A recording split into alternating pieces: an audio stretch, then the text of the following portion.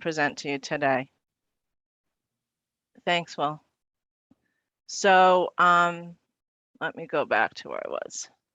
So I'm going to get started. We have a small shop. There are 3 career advisors, including our director, Connie Peluso. We have an experiential learning specialist, Denise Olson, and myself, Sandra Williams-Strauss. I primarily work with students who are trying to figure out what major they want to do, but we all do a little bit of everything. We're generalist, and then we have our specialty areas. We also have in our office, we're fortunate, finally, we were down for a while with just 2 of us, but now we're sort of back up to full speed. We have a CUNY office assistant, Miss Judith Faruk Mustafa, who's fabulous. She's at our front desk, so she's greeting students when they come in and doing everything to support our office. And we have a wonderful college assistant, Miss Zia Wang, who's really got a lot of skills and talents that we ask her to use on a daily basis. So we provide basically career development for students and recent alums. Career development is an all-encompassing term, which really means we help students get ready for the world of work. So our philosophy is that it's never too early to start. I have this quote here, the early bird catches the worm, and that's really true because the students who engage early with us in career services, they're the ones who get a good start to understanding who they are and what they want to do, what they want to study, and how that reflects in the work that they're doing at the college. Trying to make that connection for them of what they're doing now is going to help them in the future. And they also start to understand all the services that we have and how to use the services, and so that they are engaging with our website and with us on a regular basis and not missing opportunities. So we encourage them, and we encourage you to get them to understand this important feature that they need to be working with us as quickly as possible. I know it's hard because a lot of them are so young and they don't really understand that. We maintain a user-friendly website that provides lots of information. It's not the fanciest, we're not computer programmers, but we do try with content management using Cascade to at least provide as much rich content as possible for the students. And we always hope that students are learning about events, opportunities, jobs, apprenticeships, all the hot opportunities that they can take advantage of. We help prepare our students for a competitive job market. Although students are hearing, and you're hearing, that there are so many jobs that are open right now, it's always competitive, no matter what the nature of the opportunity is. And so we're helping our students prepare for those opportunities and recent alumni, interviewing skills, assistance with resume and cover letter writing, business etiquette. We used to actually have a big business etiquette event where we had like a formal dinner, but we don't do that at this time, maybe in the future, but we do help them with proper etiquette in terms of emails and writing, business writing, all those types of skills, presentation skills, so that when they are in the presence of an employer, they feel confident and ready. Of course, we stay on trend. We try to understand as much as we can and do our research so we know what's going on in the labor market. And we, of course, pass that information and share that with our students and with our faculty and our staff. And so we provide one-to-one meetings. We have webinars. We have a series called Drop-In Takeout career chats where we say they can take away small bits of career information. We just had one this week where we were presenting on how students can integrate skills into their resume. We have one coming up next week as well, which I'll show you in a little bit. But we have these opportunities all the time for our students. We just hope that they, take advantage of it. That's always the challenge, as you know, getting students to pay attention and see what we all are, offering them. So that's always a difficult thing. Experiential learning, this is a big thing now. at colleges all across the United States. It's no longer just about internships. We actually have Ms. Denise Olson, who I mentioned before, who is our experiential learning person on staff. And that encompasses more than just internships. It's volunteering. It's all the things that students are doing in their academic careers that help to prepare them for the job market, all the learning opportunities. So we are trying to get them to understand it's very important that they take advantage of these opportunities. Employers really like to see students who have apprenticeships or internships on their resumes. One of the biggest things that we do is we connect and help students understand how to network. So we are constantly offering employer information sessions. These sessions are held mostly by our director, Ms. Constance Peluso, who is our employer relations specialist, but we all work with employers on a daily basis, including Ms. Olson, who, of course, as the experiential learning person, she is constantly engaging with employers, trying to find new opportunities for our students, trying to find new partners. So this is a very important thing. We have something coming out with NASA in a couple of weeks. It's probably the 4th or 5th time that we're offering an employer session with NASA. And we've had students now who have taken advantage of that in the past few semesters. And it's an opportunity that's just for community college students. So look for that in the coming weeks, and hopefully you will encourage your students to attend. We also have, we work with students to help them figure out who they are as people. You know, of course, in ST100, they're working right away with trying to figure that out, and they get their hands on career exploration tools, but this is an ongoing process. And I know as advisors, you see students who are struggling to figure out what they want to do, who they are. Some of them come into the college, they feel as if they know, oh, I'm going to go into nursing, and then they become disappointed. Or they're liberal arts students and they really don't have a clue as to what they want to do. So we try to help them figure out, what are your superpowers? What are your special skills, talents, and abilities that are going to help you in the future? How can we help connect them to the right majors and the occupations that are associated with those majors so that they stay motivated, engaged, and they graduate? So that's a big part of what we do.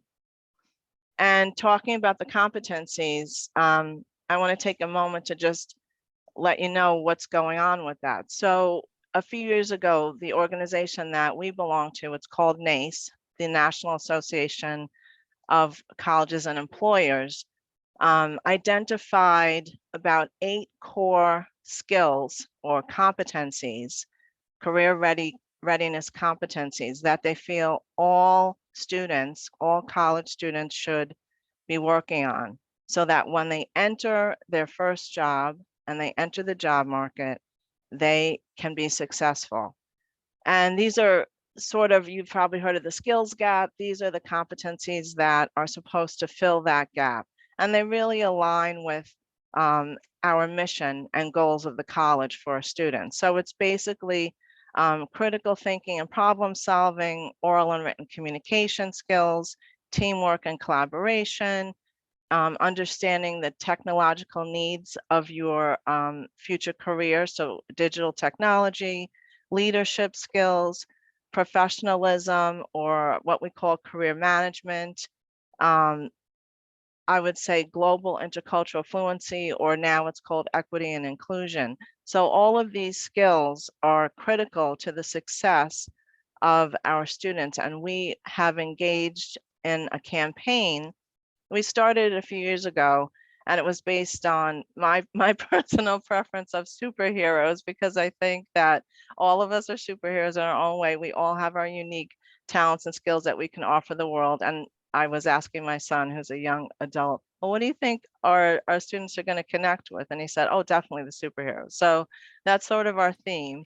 And we came up with a look and a feel to this marketing campaign, but we're in the process of revamping that with marketing and working with Tony Gamino. So you'll see in the next few months this new campaign that we're going to be rolling out.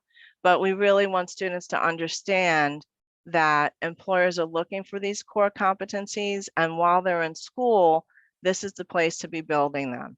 And it's through all the things that they're doing, not just their coursework, but also the student activities and co-curricular activities, things like athletics, of course, and all the organizations that we have here, the research, all the research opportunities. I just spoke with the CUNY Research Scholars Program 2 weeks ago, and trying to get them to understand that what they're doing is exactly what employers are seeking, the type of work that they're doing with their faculty partners. Also, just the jobs that they're doing. Many of them think that if they work in a supermarket or if they work at CVS, that doesn't mean anything. That's absolutely incorrect. We all know that those skills that they're getting on those jobs are directly connected to what employers want to see in their future careers. So you'll be hearing more about the career competencies, which we have branded the QCC Super Skills, in keeping with my preference for superheroes. So we also work with students on job search strategy. Many of them are looking for jobs, particularly now that we're back on campus. I'm seeing a lot of students who are coming in, and of course they're looking for on-campus jobs. That's tough to find. If any of you have on-campus part-time jobs that you want to post with us, please let us know.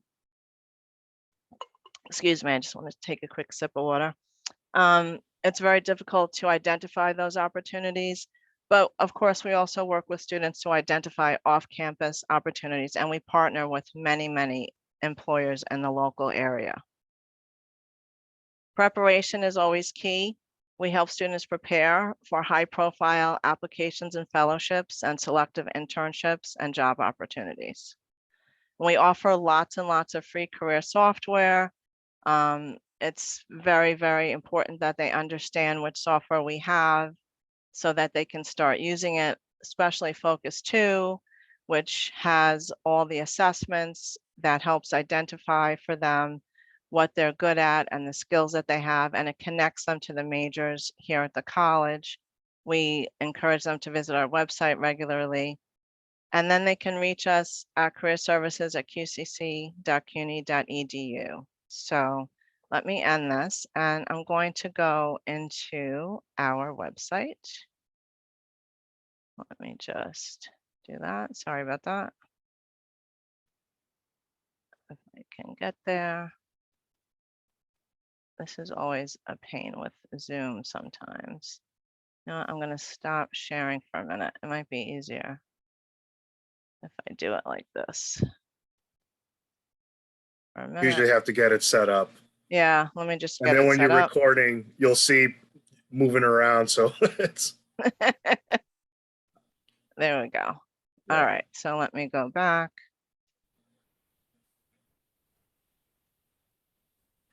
What are you guys seeing right now? Here we go.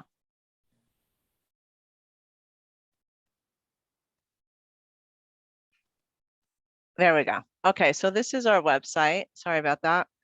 Office of Career Services. And we have a lot of content on here for the students. These links at the top will get them to where they need to be. Optimal Resume, I'll just click in quickly.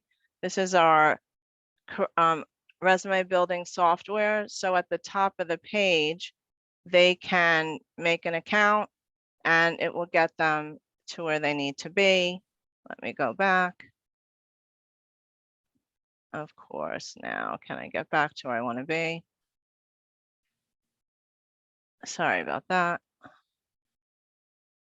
Let me go back.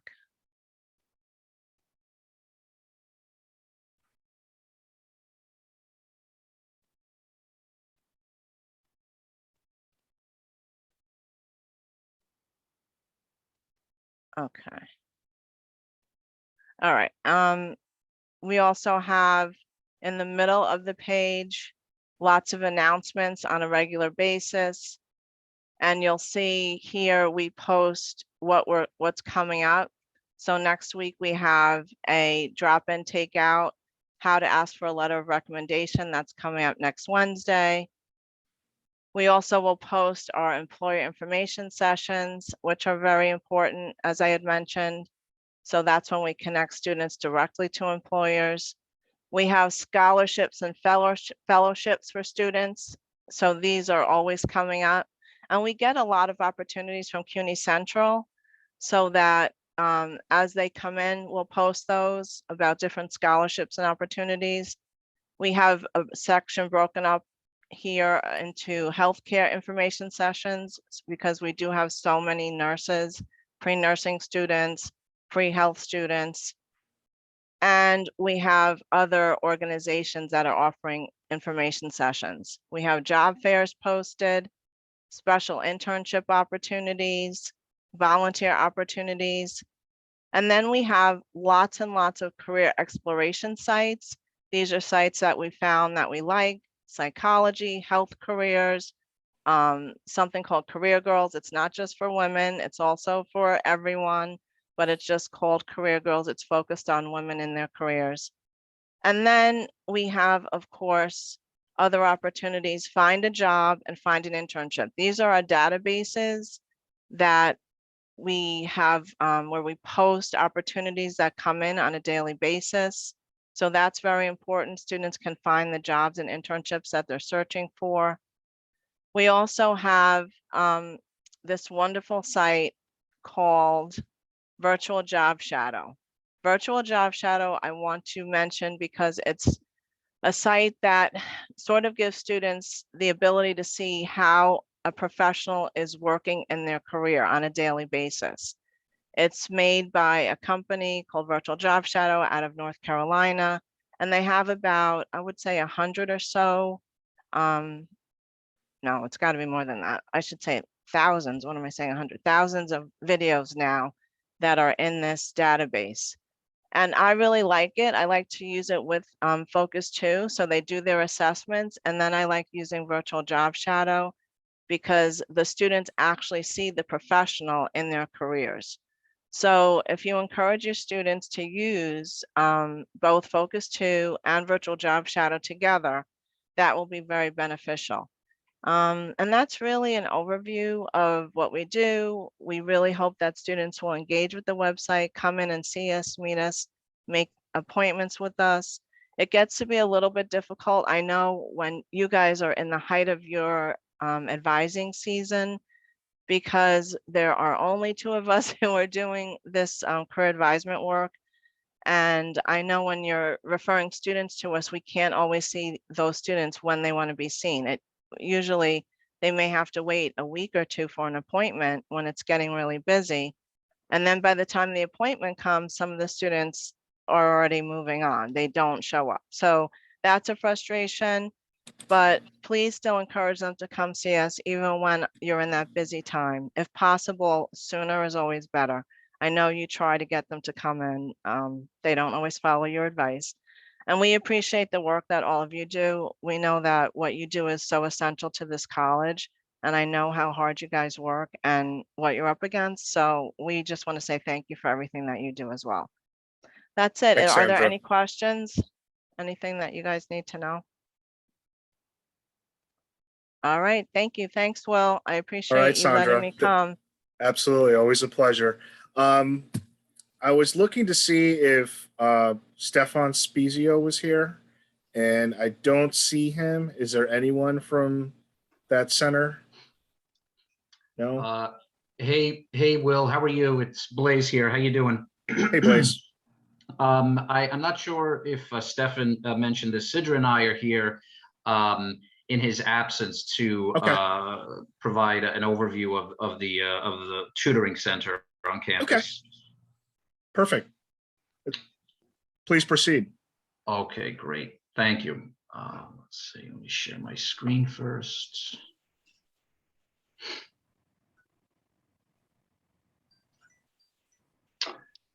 Okay. You should all be seeing my screen, the flyer, Spring 2022 Center for Tutoring and Academic Support. Before I begin, Will, I just want to thank you for fitting us in to allow Sidra and me to provide an overview of the Center for Tutoring and Academic Support on campus. I'm going to make my portion brief. Sidra is going to walk us through this flyer a little more in depth, as well as 3 additional flyers. But I'll just say, for those of you, I think I know most of you in this room, but for those of you who don't know us or really don't know what we do in the center, I'll introduce myself again. My name is Blaise Bernardo, one of the advisors in the Center for Tutoring and Academic Support. My colleague Sidra Shamim is also one of the advisors in the tutoring department. Our portfolio of responsibilities, in addition to giving presentations like this and to promote our services, we manage the tutor trainings, conduct evaluations of course tutors, writing tutors. We manage the Starfish referrals. Big shout out to all of you who refer your students every semester. I know you know who you are. And we conduct trainings at the beginning of each semester and try to align trainings throughout the semester based on the themes that we highlight at the beginning of each term. So I just want to mention, as you can see on this flyer, I know many of you have received it. For those of you who need this flyer or want to discuss tutoring or have questions for me and Sidra, I would encourage you to reach out to us. You can always send an email. I'm going to point that out briefly on the flyer. You can always send an email to the department, or you can always reach us individually via email. I will say that this flyer, I'll just go over some of the portions. The Center for Tutoring and Academic Support really became an official entity in August of 2019. I know most of you probably know that already. The Student Learning Center and the Campus Writing Center, we're so familiar with those terms, those departments, but they're no longer official entities on campus. In summary, the Writing Center and the Student Learning Center became one. So now we offer, as one department, course tutoring still, as well as writing tutoring. One really exciting feature that before COVID that we've been trying to really roll out was live online tutoring. And now with all of the circumstances, now we offer online tutoring via Blackboard Collaborate, as well as, of course, in-person tutoring in L113. I'm going to quickly point out our hours. Monday through Thursday, we're open 10 a.m. to 7 p.m. Fridays, we're open 10 a.m. to 3 p.m. And then Saturdays, until further notice, until further guidance, we're offering online only tutoring on Saturdays. I think a question in the past was asked, Blaise, are the online hours different at all? And the question is no. The hours that you see on the flyer and that are advertised on our website, they apply to both in-person tutoring and online tutoring. There's no separate hours for online tutoring. So a final thing I'll mention about our center that really has to do with our mission and our philosophy is, for all of the students that you refer and all the students who attend tutoring, whether it's for the course that you refer them for or for a different course, our writing tutors and course tutors are trained to implement student-centered tutoring strategies to really help all of the learners, all of the students on campus become independent learners so they can thrive in their other courses and apply and transfer the skills that they've learned in tutoring sessions to other coursework as they navigate through their degree plans at QCC. That's really it from me. Sidra, like I mentioned, is going to walk us through some additional flyers, as well as take us into a little bit more of a deep dive into this flyer. But again, thank you, Will, and I'll stop sharing my screen now. Let me see if I can do this right here. Thanks for the Okay. info, Blaze. And Yeah, thanks. Sidra's up thank you. next. Yes, thank you. Welcome, Good Sidra. morning, everyone. Thank you, Edlin. So I'm going to share my screen. Sure. And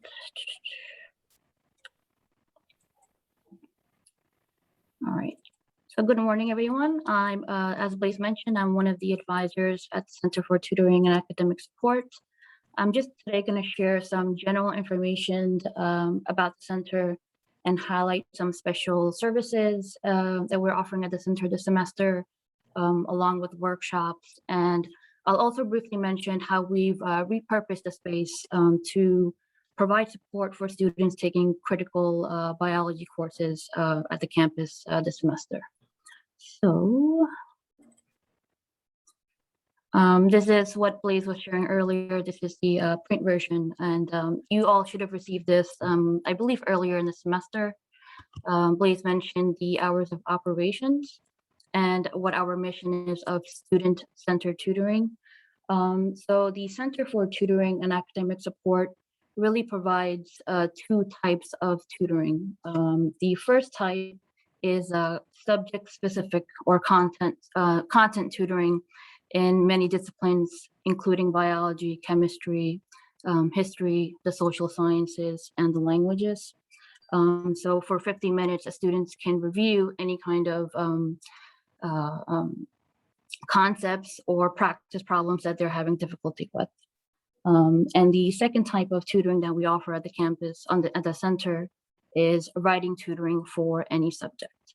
The only subject or discipline that we don't offer tutoring for is math, and that's because that's under the purview of the Math Learning Center. In terms of the types of sessions that we have available, a student can receive both in-person tutoring in the first floor of the library building or get tutoring online. And we are using this semester still Blackboard Collaborate to conduct our sessions.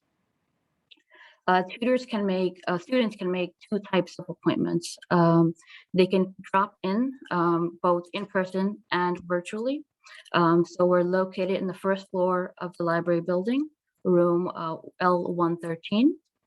Students can also drop in virtually through our CTAS website.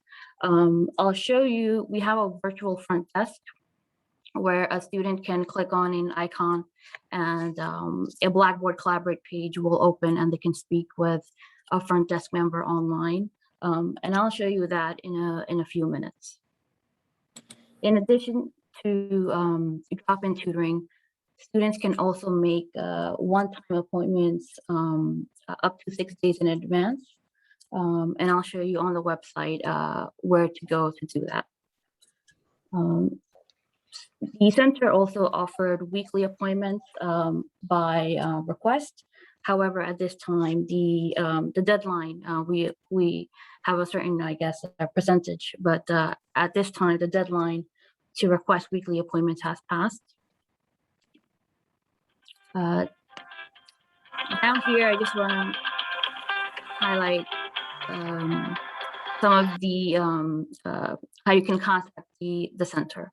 So our website is qcc.cuny.edu/CTAS. For any questions that you may have or any student may have, you can email us at askctas@qcc.cuny.edu, or our extension is 6660.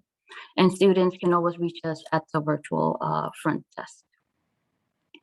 I'm not going to go over this here because I actually just, this information I'll share on the next flyer, including our workshops, Tiger Write, and our collection of online academic resources.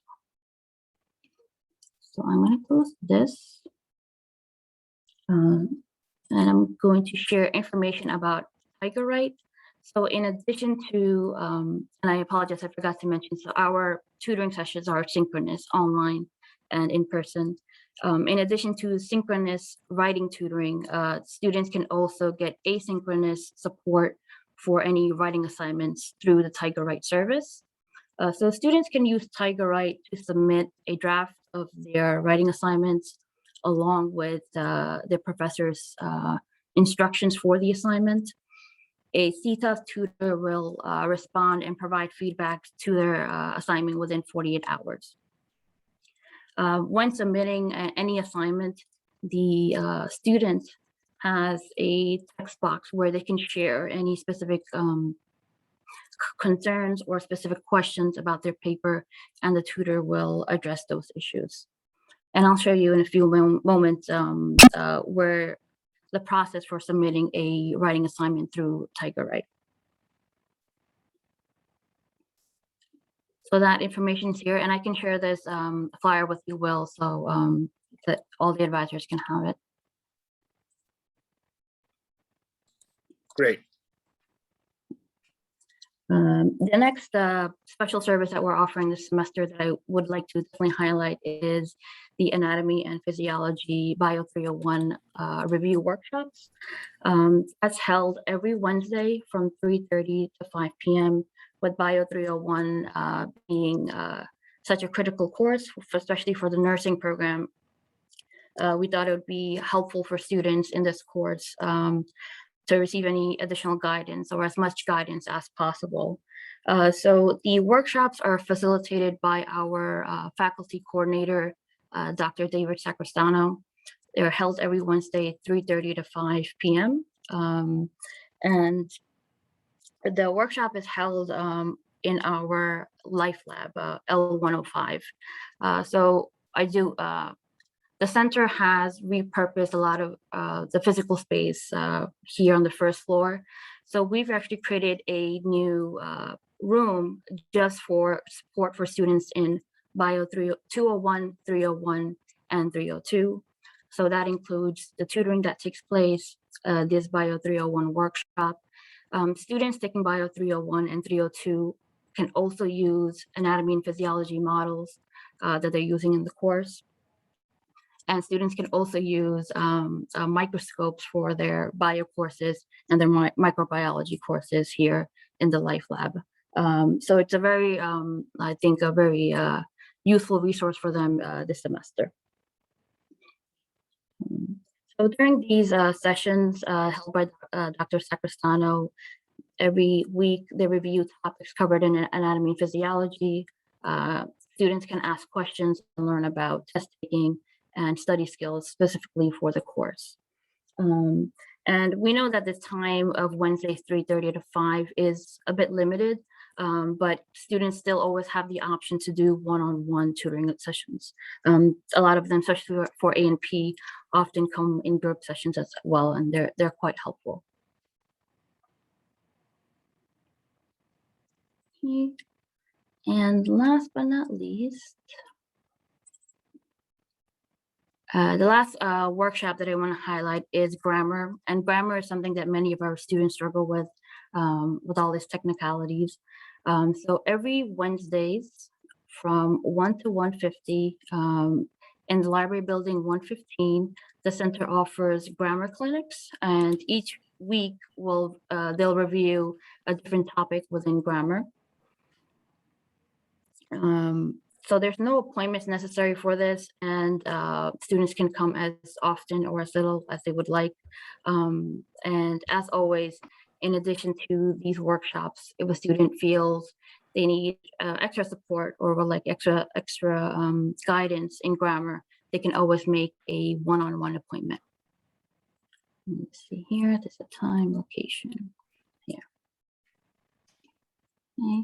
Last but not least, I want to show our CTAS website. So the fastest way to get there is going down from the main page, going down to the section In the Know, click Center for Tutoring and Academic Support. And how do I, okay. So I do want to highlight a few, some information on the webpage. Our hours of operation for the virtual front desk, tutoring hours, and contact info is on the left-hand side. I do want to highlight the virtual front desk.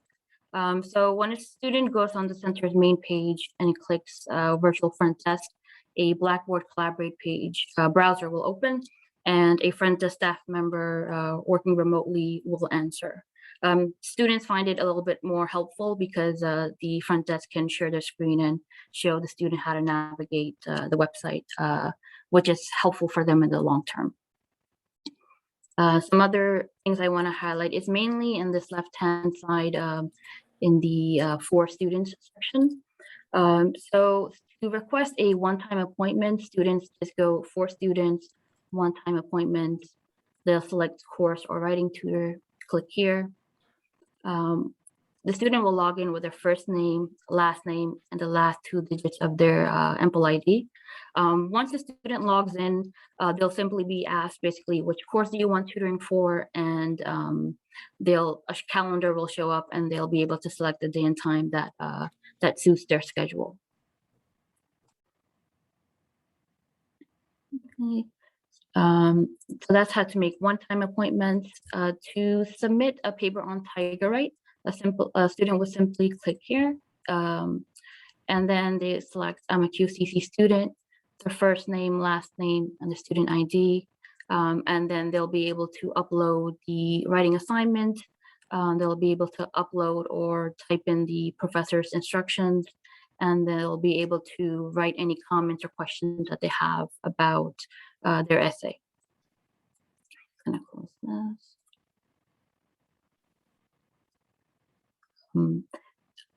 In addition to the one making the appointments and submitting Tigerwrite papers, students can also check if we have tutoring for a specific course with a list of courses supported by CETA's course tutors. So these are the disciplines, for example, that we're currently offering support for. If a student clicks on the subject, a list of the courses that we're offering tutoring for will drop down. I would recommend, however, that it's simply better to call us because we are trying to hire more tutors and get support for more courses as time goes on. Last but not least, I do want to highlight the online academic resources that we were offering. So the links for the A&P review sessions from last semester are already up. So if a student wants to take a look at that, they definitely can. I do want to highlight the links for learning, learning links by subject and course, and links for writing. So when the COVID pandemic hit, we realized that access to learning material was a significant challenge for our students. So we, the center as a whole, we compiled a list of free and reputable learning resources that students can use to supplement their learning. So if you click learning links by subject and course, you'll have the different disciplines, and you'll click on general biology, for example. You have all of the supplemental learning resources available to them. And that goes same for writing links as well. It includes things like OER textbooks, video courses, interactive models, and much more. So if you have a student that needs more help, you can suggest these links to them. And last but not least, their calendar of events is always available each semester. And I think for today, I think these are the main things that I would like to highlight. I'm just gonna hand it back to Blaise, and I think he's gonna discuss some of the referral process. Thank you guys so much.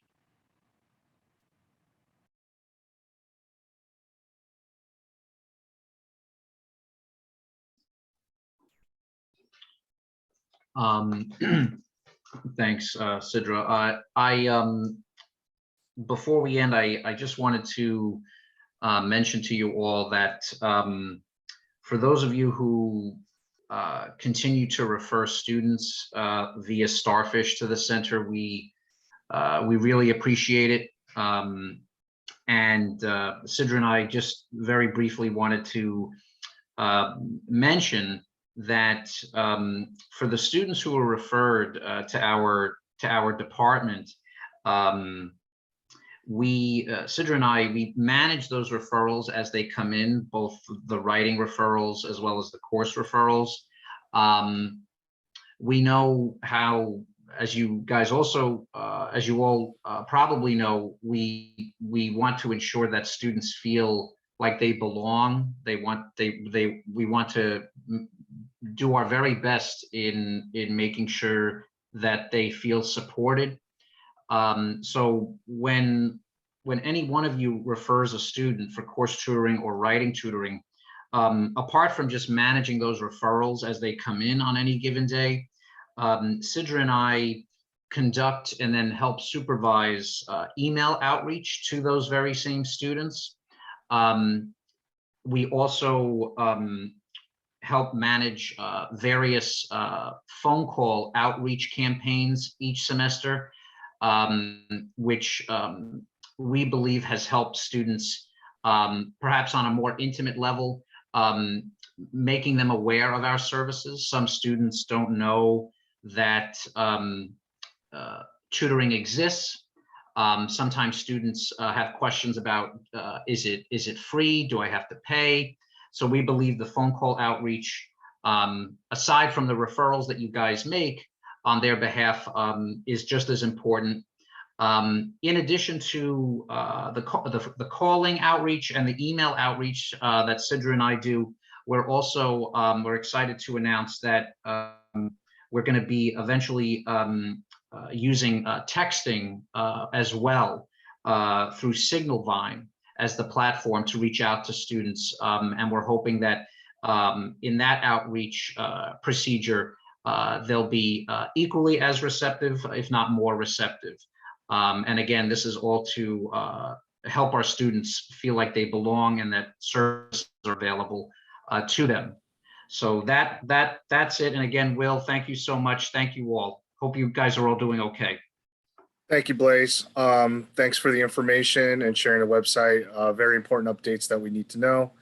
And a lot of our students really need the tutoring. So I think it's important that advisors know when to refer and how to do it.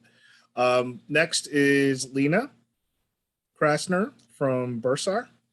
Hi, everybody. My name is Lena. I'm from the Bursar office, and I'd like to go over some of the Bursar practices, policies, and then what's coming up for the fall. So first is a big thank you for the advisement team and all the other offices that have worked with us on collection of revenue, guiding students our way, making payments towards charges which are due from semesters to be able to register and move on with their education. For the students that owe at the time, for the students that owe prior to spring 2022, we've reached out to them both by email and by a hard copy letter, reminding them that fall 21 is due and past due. And unfortunately, payment plans online are over since we're at a midpoint of the spring 22 semester, but they can make payments online through their student center. For spring 22, we'll be sending out, we sent out an email, a reminder, we'll be sending out a letter for spring 22 saying if they owe, they should consider making a payment, and we would appreciate if you all help us encourage the students to make the payments. Additionally, we're open in person, walk-in. We offer Zoom to those who want to. I personally set it up. I meet with students on Zoom if they don't want to come in. We take checks and money orders at the window. There are no cash transactions. I think by now most students know it. Very rarely we would have someone come with cash. It has to be converted to a check, certified check, or a money order to pay any charge, regardless of what they're paying for. Even if it's a key for a staff member for $1, it is still no cash transactions at the Bursar office. They could pay online with a e-check or a credit card. They can reach us at Bursar, and feel free to, if a student wants, we have a general box, bursar@qcc.cuny.edu. But if a student wants someone's email address, staff member, me, feel free to give it to them, and we'll help them through any email method. If they have a question, we will answer their question. Also, for new students coming in, for those that this is our current projects, certificate of residency. So students are billed as if they don't reside within the 5 boroughs, they're billed as a non-New York City resident. However, there are ways to lower the charges, and that is the certificate of residency. We work with the students, the frame to get a certificate of residency, the timeline from the counties is 30 days. So it's not something that we can change. All the counties have become very strict on the 30-day deadline. So if a student does not apply for a certificate of residency with their county within the first 30 days of the semester, this certificate will not be issued, and we are unable to change to lower the tuition and fees for the semester. So we do spend, and it begins 60 days prior to the start of the term. It's not only the 30 days of the term, but the deadline comes on day 30 of the semester. So we've done very intense campaign to all the students who might be eligible for a certificate of residency. We pull reports by address, and we outreach by email, by phone, by letter. We try to make sure that they have the information that they need to apply for the certificate. February 28th closed that window for spring 22. So unfortunately, that's something we cannot change at this time. But we move forward to summer and fall registrations, if you see a student, they're usually seeing you first, the advisement team. If you see the address is not within the 5 boroughs, you could either guide them to us and we'll guide them to the certificate of residency, or it's also published on the Bursar website. We have a section dedicated to certificate of residency and how to lower tuition and fees based on that certificate. We ask that you advertise it. It's only to the student's benefit, and because of the timeline, as soon as the semester, if they haven't done it prior to the day 1, as soon as they're with us on day 1, there's 30 days to take care of that. So we ask that everybody advertises that. Also, in June, for the students and the families that are registering early and are looking or asking, how am I going to pay the bill? If they're looking for a payment plan, June will open up fall 22 payment plans. And that's a 6-month plan. That's the longest payment plan available for any given semester. We don't have the exact date that it'll open up, but it should be forthcoming. It'll be published on the website. If they sign up in June, it's the 6 automatic payments. Going back to spring 22, if a student still owes money, but they don't think they should owe, or they don't know how to pay, we ask that you send them back to us. We will help them navigate or answer the question of why they owe. Perhaps they need financial aid forms. Maybe they need to submit additional documentation and they will be covered by financial aid. Maybe there are TAP questions. To the best of our ability, we'll help and then guide them forward to the financial aid office for the submission of we can't take the documents, but for the submission of the actual documents. We want to help them navigate the system so that their spring charges are covered, so that they don't owe for spring 22, and they can move on towards summer and fall 22 registrations. My personal email is lkrasner, LKRASNER @qcc.cuny.edu. And like I said, If anybody asks, if a student wants to email me, no problem. Any other staff member, no problem. Otherwise, the general email is bursar@qcc.cuny.edu. And we answer within 24 hours, as long as it's not a Friday night that we get the email, but we do pick it up every single day and we respond to the students. Encourage them to use their QCC email in reaching out to us, because often they ask detailed questions about their accounts, and we can't disclose it to a Gmail or a Hotmail. We can't verify who's behind the email. So if a student says, well, my bill is $35, is that true?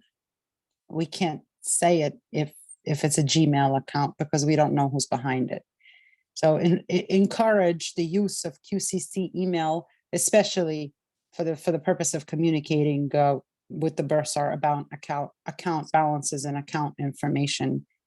Any personal information as it pertains to their finances should really come through a QCC email address. I don't have any other information, but if you have any questions, I'm here to answer them, or at the end, if you think of something, I'll be on for the duration of the presentation. Thank you. Thank you, Lena. Much appreciated. And it's always good to know about the payment options for students and that there's some flexibility. It's important that we communicate as we are now, and so we can give the best information to them. Next is Josephine Stigler from the RISE and CTE program. Hi, Josephine. Hi, Will. Thank you so much. My name is Josephine Stigler, Josephine Troya.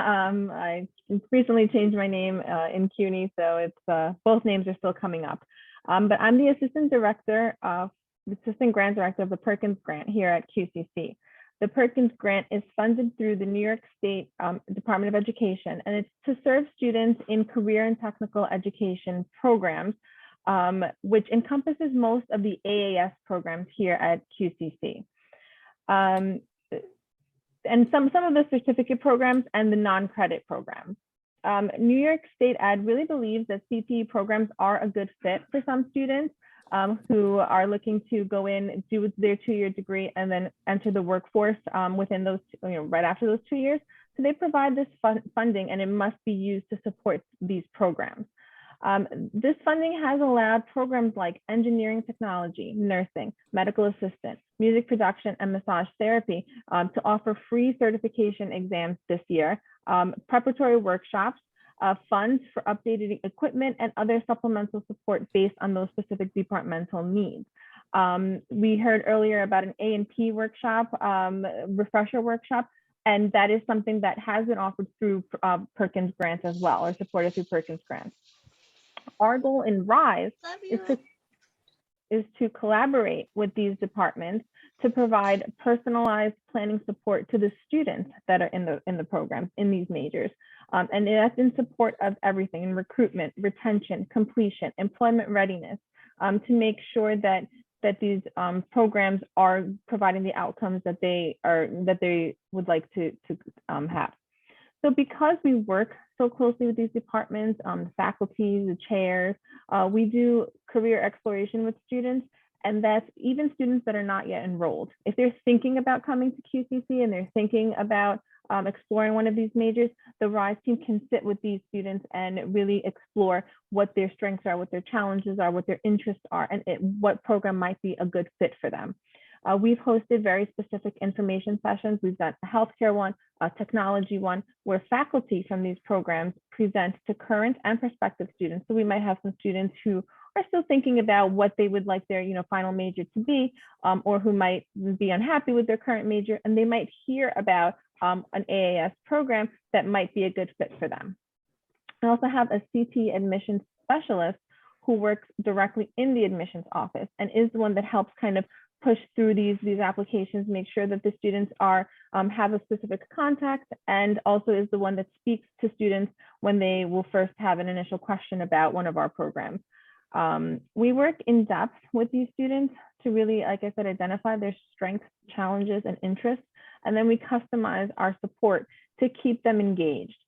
We've had students that have come to an info session that have not yet enrolled in QCC, and we've followed up with them, and we kind of keep them engaged with different email messages, different workshop opportunities, and then they've gone and in the subsequent semester have come and enrolled in QCC.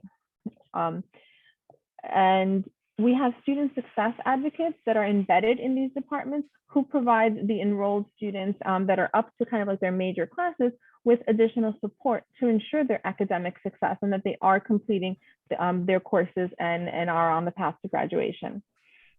We have offered workshops to AAS students around employment readiness, like resume, job search, interviewing, but very specifically around CTE and how to look for a job in your industry, and group sessions that focus on specific workplace skills in these industries that we've heard from employers through our local advisory councils. We then provide very tailored employment readiness support and connections to opportunities that are specific to these majors. And then we continue to create more direct pathways for students from graduation to employment.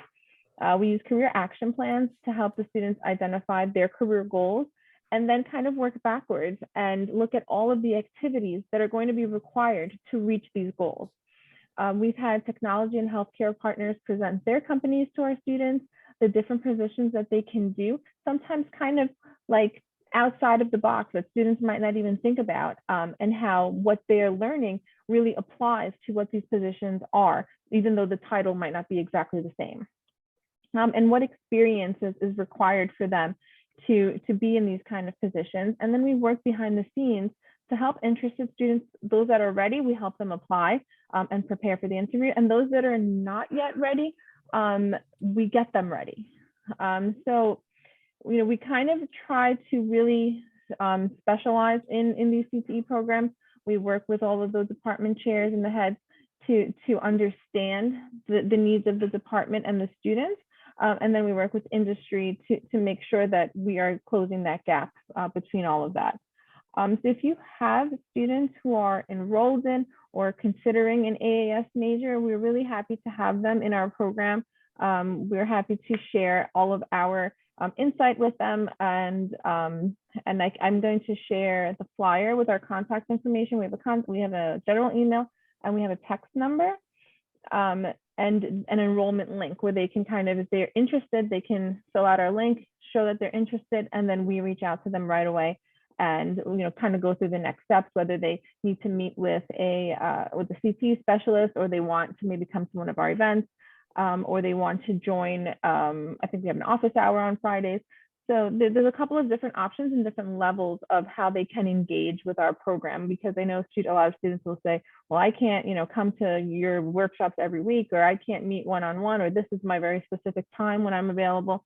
So we try to kind of be flexible on how the students can participate. And our program is open to everyone. If someone is in a different program, it doesn't conflict because there's no like income eligibility or anything like that.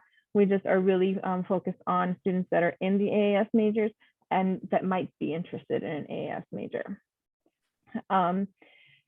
So one of the questions, Will, that you asked is provide any new policy changes. So not necessarily a policy change, but every year we prepare for the next grant year, which starts on July 1st, and we think about how the work that we're doing complements what the college is doing, because our goal is never to supplement. So I think one of the new policy changes is going to be to work even deeper with departments that I'm hearing present today, and looking at how we can collaborate and coordinate, and like I said, instead of sort of duplicating anything. So that is going to be coming down the line in the next couple of weeks. So if you get an outreach from us, it's really because we want to kind of make a smooth transition, or a smooth process where we're supplementing the work that you're doing with a really big focus on AAS majors. So that was very short. I hope that's okay. I'm going to, like I said, put all the info in the chat, but if you have any questions, please let me know. Thank you, Josephine. You're welcome. We're in a tight schedule, so if any questions, please respond to her flyer and email, I'd appreciate it. Next is Bonnie Flaherty from CUNY Start. Hi, Bonnie. Hello. I was going to say good morning, but good afternoon. It just turned noon, so Yeah, that transition there. I will be very quick because I know we've got a whole slate for the next hour. So first, just wanted to say hello to everybody. And I just wanted to talk with you for a few moments about the CUNY Start offerings for this summer. This is a flyer. We'll be sending this out once we have the schedules confirmed. But I just wanted to let people know that we will be offering pretty robust summer session 1 and session 2 courses, both in English and math. And we'll begin registering students, as soon as that opens. Just as a quick reminder, the summer programs are designed for students with a deep need in English and/or math. We can work with students who have a light need in math or English, but really those students should be referred to USIP first for that shorter intervention. We are also able to work with continuing students in the summer programs in CUNY Start and Math Start. Particularly, I think it's most helpful for math students who need to take Math 119 and who've really struggled with the math co-requisite, to have some time to kind of step out and take things a little bit more slowly. One of the key points of the summer classes in comparison to USIP, as you're thinking about it, as you might talk with students, is that the CUNY Start summer classes have over 100 hours of instruction. So it's quite a time commitment for the students, but it also gives them a lot of space to develop the skills that they need to start in the fall as fully matriculated and hopefully full-time students.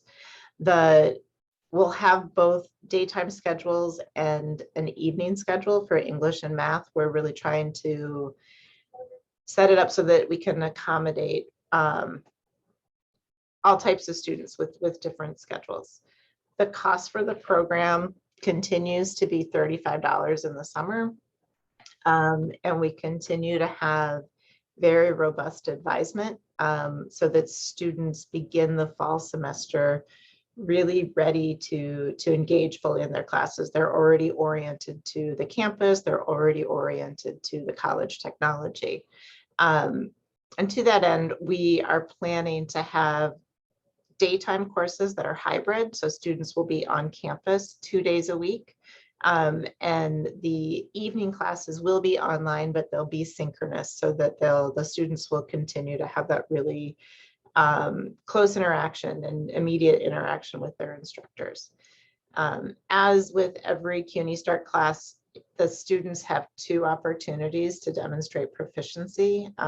So if you're working with someone who is particularly anxious about exams, it's a good way to kind of soothe that a little bit, because it's not just a one-shot opportunity. And as always, we need to work with the students directly to help them register, but we are super available to you. You can call us at the office phone. You can email us at the CUNY Start email. Many of you have connected with us on Teams. We have it set up so that our phone is answered from 8:30 to 6:30 Monday through Thursday, and the same with the email. So we're here. Let us know if you have any questions, and we really want to make sure that we're getting this support to the students who most need it. Let me take a look at their questions. Okay. If you have questions for me, you know where to find me, but I also know we've got a big list. Will, did you need anything else from me? No, thank you so much, Bonnie. All right. If you just send a flyer out and then Yep. we'll be able to share it. Great. Awesome. Thank Okay. you. Talk to you soon. Okay. Next is Isabel from Health Services. I know everyone's eager to hear from you. Hello. Thank you for coming. You're on mute. Thank you. Thank you. Sorry about that. Thank you for It's okay. having me. Good afternoon, everybody. And yeah, there is a lot of updates, a lot of changes. But everybody's probably, you've got the notifications or the email correspondence regarding the booster. So let me cover boosters first.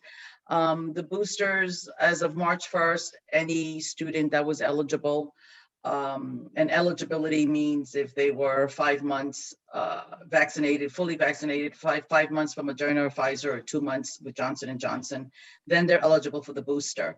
So they should be uploading it on their CUNY First vaccine verification site, like they did the initial COVID vaccines request. Now CUNY's giving 30 days. So there's a 30 grace day period for that. They will not be dropped for the spring semester. So let's say they don't do it. So we want to get behind them to do it, try to push this, but they will not be dropped. CUNY will not withdraw them. What they are saying, and again, what I say is what I've heard up to last week. Will that change next week or, you know, in the next month? Possibly, right? It's all up to them, up to CUNY. So what's going to happen if they don't upload it once they become eligible is that there will be a hold placed for summer and fall registration. So the advisors should be you know, if you do see that, it's most likely due to that they were eligible for booster vaccinations upload and they didn't do it yet. There is going to be a marketing outreach to those students, to a list of students who are working on who is eligible, okay? And there's a report being processed. So communication can go out to those students, and they will be aware that they need to do this. So it's not like they need to know this just out of the top of their head. They will be notified. So that's with boosters. But again, just a reminder, they will not be dropped. Their classes will not be withdrawn for the spring semester. And again, it'll just put a stop on their registration for summer and fall. And that will be done. It would not be done from health services. That'll be done from, I believe, the registrar's office. I believe it will be done locally. Local campuses will be doing that. The other thing is, I just want to switch gears and talk about WA grades. WA grades are students that have still not complied with their MMR or meningitis requirements. And very glad to say there's only 7, okay, which is not bad at all. And out of those 7, 3 of them are meningitis forms, which we're going to try to go to the classrooms and just get a quick signature. We've been contacting them, and this week they've been submitting records.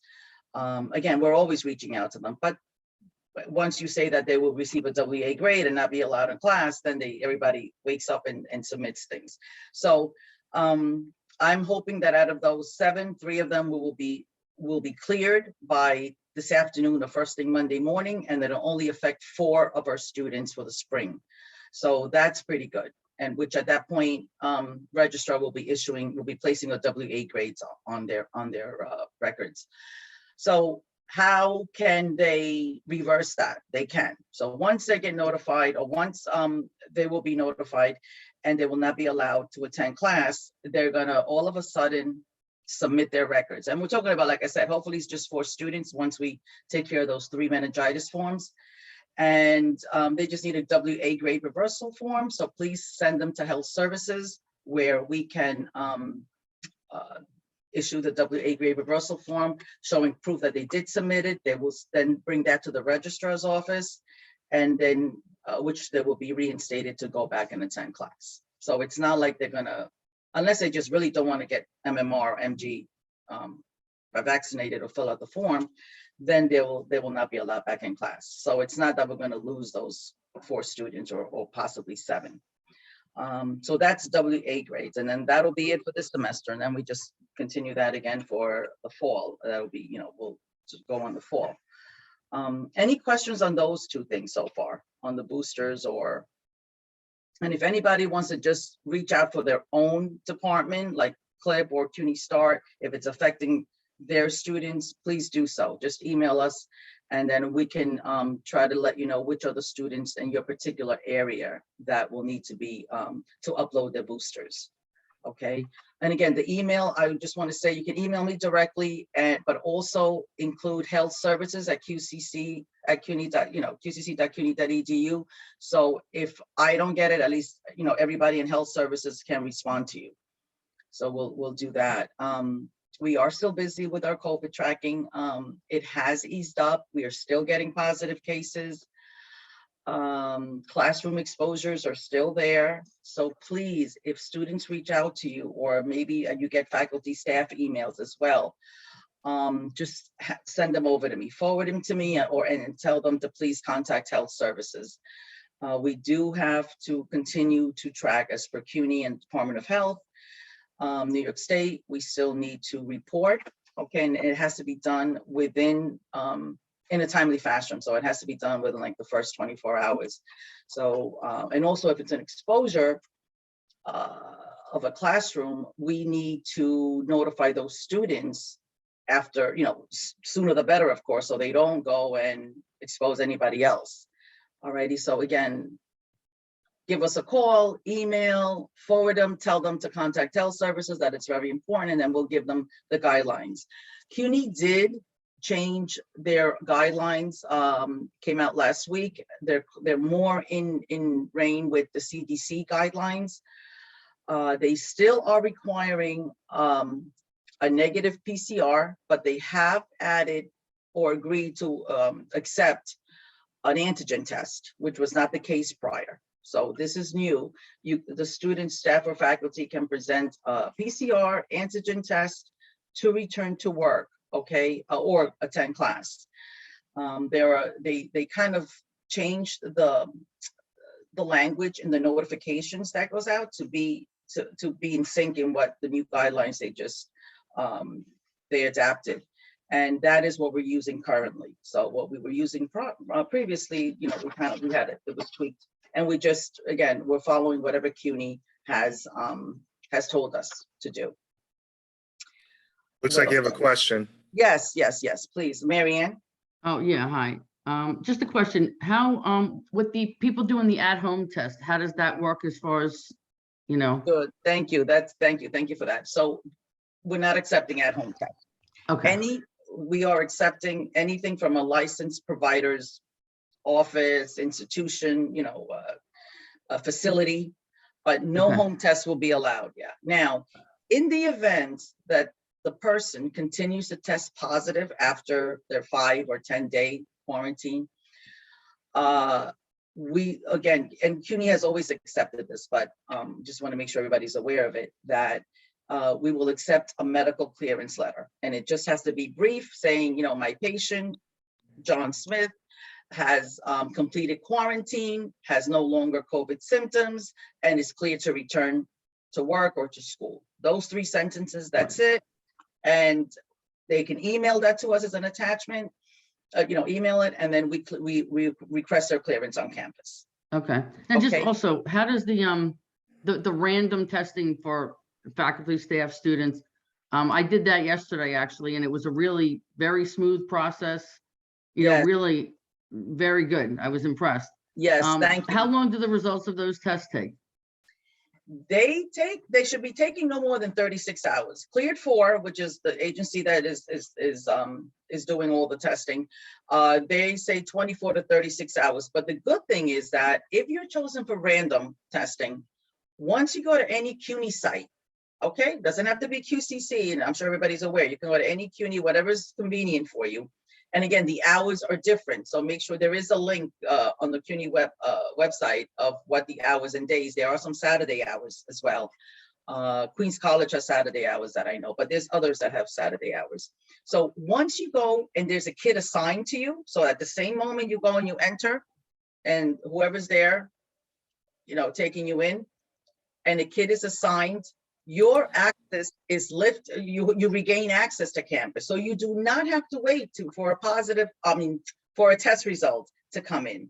Because again, you are testing for random. It's not like you have symptoms. If you have symptoms or you were exposed to someone, you do need to wait for those results. But if you're going for random testing only, you don't have to then come to campus and let's say you have a class or you have to teach or you have to be at work and then go home and wait for the results. You're able to access campus because the compliance in that sense is that you just need to test. And this is Right. CUNY's Yeah, part. that was my understanding. I was just curious how long it takes for the results. Yeah, 24 to 36 hours. Okay, thank you. And the thing is that if any student we tell them to go test, so they go test at a CUNY site, we only get the positives automatically. So the negatives, I don't get. So we tell their students, we tell them this is part of our notification and our tracking triaging system.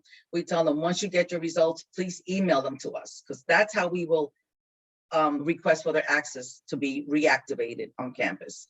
So it's those negatives. The good thing is that it's free on campus, it's convenient, it's smooth, like you're saying. I'm getting that feedback from a lot of people, but thank you for sharing that, Marianne. Yeah, no, it was really good. It is really good, and they're also trying to only have certain number of people inside, so we're not, just distancing. So they're doing a great job. That's what I'm hearing recently also. But they can, what's not so good in case they need it for another job, let's say a student works somewhere else, it's not going to be, those results will not be good for that because they don't give them an actual lab value. It's just, you're negative and cleared access, right? It's very just direct. So they cannot use that for, let's say they work for a medical institution or something like that, or their job requires an actual laboratory result. Cleared for CUNY's results will not do that. So that wouldn't be good for them. It will be good for everybody just to regain access on a CUNY campus, but not for that, which I get a lot from my nursing and my nursing students, that they want to use that for their part-time job that they have and they won't accept it. So those type of students or anybody that needs it will have to go and test at another site. But again, not for CUNY. I just wanted to say that. Yeah, but that's a great question. Thank you. I get a lot of random, and it is mandatory. So the thing is that I get a lot of emails, and HR is getting emails too on faculty that is saying I'm not around until it's inconvenient for me to go to a CUNY site to get random tested, and what happens. And what it is that they won't be able to gain access on campus, so they must comply. Okay. Right. So so I mean, they give you about a week. They give you a week or so. They do. And not only that, what's great is, I don't know if you've heard this probably from other meetings you've attended, but on the CUNY Connect app, it actually gives you the update of how long, okay, you're deactivated or you have a red, red tagged on it. Do I have to keep moving the mouse? Because I didn't move the mouse. You shouldn't have to. So, and then. So, Sorry anyway, about that. No, that's okay. So yeah, they just need to comply with that. That is a CUNY's requirement. So I get that a lot, but thank you for sharing. Yeah, no, it's good. And they send a reminder email and everything. So they send reminders, and again, it's on your own app. It tells you you have 7 days. Okay, you have today's, and then they'll just give you an update every day and say, all right, you have no access today. So it keeps reminding you. It's a good thing. And one of our IT, Adam, had actually created that app, and it's so user friendly. It's really, really good. It shows up as a red banner, and it's great. Yeah, good. Any other questions on testing or? Yeah, there's a question here, which basically is just on any staff vaccine mandate updates. So for example, is the booster required for faculty and staff? I don't know if that's been defined clearly yet, but I know that if it's on the next town hall meeting, which I'm sure will be happening soon, they'll give an update, or you'll get an email notification from the coronavirus coordinators. Okay, it'll be an email coming from them. The booster is not, again, CUNY's still working on it with all the changes that are going on. So I can't say on that. I know that the chancellor sent out an email on COVID vaccines that there was a mandate, right? So that's all that we can go by right now. But as soon as updates comes out, you will get notification from Student Affairs and again from the coronavirus coordinators. Okay. Any other questions? Pretty straightforward, Isabel. Thank you so much. You're welcome. Okay, next on board is Doreen from Degree Audit. Hi, Doreen. Hi, William. Hello, everybody. I just want to say thank you to all of the academic advisors who have sent student information to graduation audit about particular students so that we could capture them for graduation. Some of you may know our team is a lot smaller, as a couple of people have retired and others have moved on. So it's very helpful for you to identify students that we may have missed for whatever reason. So I do appreciate working with you on that. I just want to explain that graduation audit, what we do is we review academic records, the students' academic records, to see if they have met the requirements for graduation. So we don't exactly see students. We don't necessarily interface with them. We do communicate with them, and often when they get a still needed letter, they then reach out to us and let us know what's going on, or they argue, or whatever it is that they do. But the reality is we don't really see students, and we don't really do advisement. We let them know what they still need to graduate. If they don't need anything, we simply change their status once we review their record to pending, which means that we are going to be looking again for final grades. And once all the final grades are posted and we review again, we move them to approved. And when that's done, the whole group is moved to awarded. So we finally wrapped up fall 21. And the students should be getting a congratulatory letter sometime in the next week or so. And that letter will have information about how their diploma will be access to them. So the diplomas now come from Parchment, which is the diploma printing company, and they send an electronic version of the diploma as well as the physical copy. But the student has to claim the digital and verify the address for the physical. And that is sent out by their student email. A lot of students want to use Gmail and Hotmail and Yahoo, but the diploma company operates with your student email. And even if they've transferred, it will go to their Baruch email or the Queen's email, but it's the student email that the diploma company deals with.